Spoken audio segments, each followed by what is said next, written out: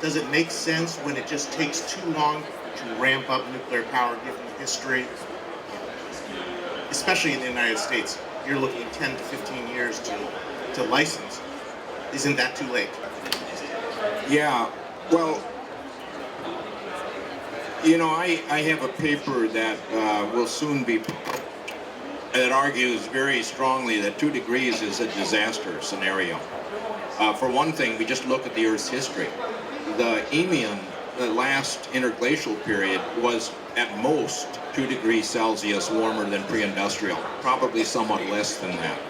And sea level was 6 to 9 meters higher. So that's a crazy target to have. You cannot say that's a guardrail, a safe guardrail. I prefer not to use temperature as a criterion because we can now measure the Earth's energy imbalance. And what that tells us is, other things being equal, we would have to reduce CO2 from 400 ppm to about 350 ppm. And I think the atmospheric composition is a better target than temperature. 1.5 degrees is certainly less dangerous than 2 degrees, but I wouldn't even characterize that as a guardrail. We really have to restore the planet's energy balance if we want climate to be approximately stabilized. So, Seth, first of all, I very much agree with my colleague John Sturman. 10 to 15 years is about right. To him, that sounds like a long time. To me, that sounds remarkable. I mean, Sweden and France this country that we're in, went from almost no nuclear power to 80% electricity in something like 15 years. What are our other options? We can scale up solar and wind pretty quickly up to a certain limit, and then we run headlong into the barriers dictated by intermittency.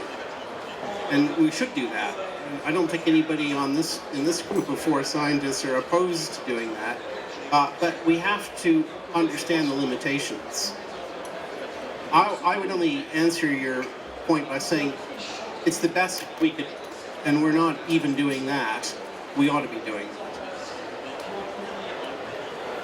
Let me just throw in one thing to say that it's not only nuclear that needs to scale up extremely rapidly, but it's also solar and wind that to solve the climate problem, we need to scale up every technology that makes sense as fast as we can.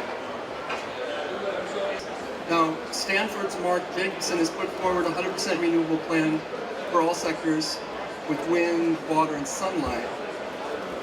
Maybe you could comment on his work, because if there's an option that doesn't involve nuclear with the risk of proliferation and contamination, why wouldn't we take it?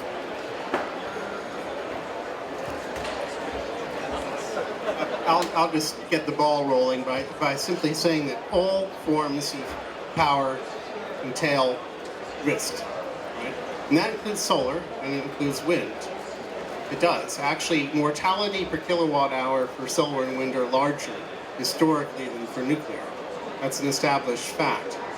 But to get to the point, can we do it all with solar and wind? There are 2 issues. Is that the right question to ask? Is that the best way for us to... Does that actually minimize environmental impacts? Does it minimize human health risks? That's a fair question to ask. I'll pass the baton.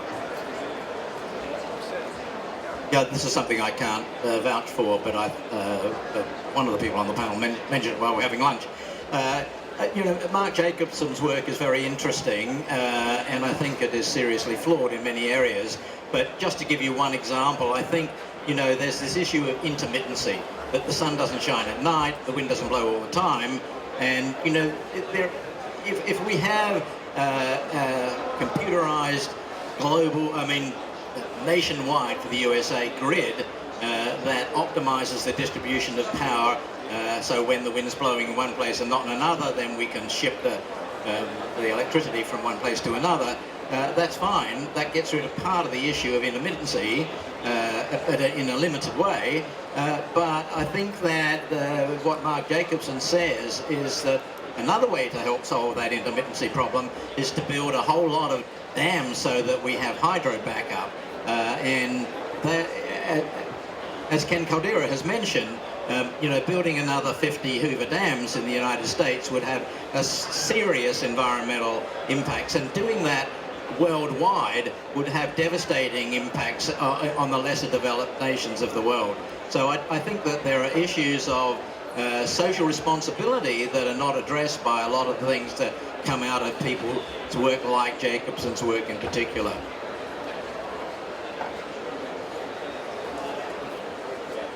Without going into detail, if you make unrealistic assumptions, you can end up with unrealistic conclusions, and I think that's what Mark Jacobson has done.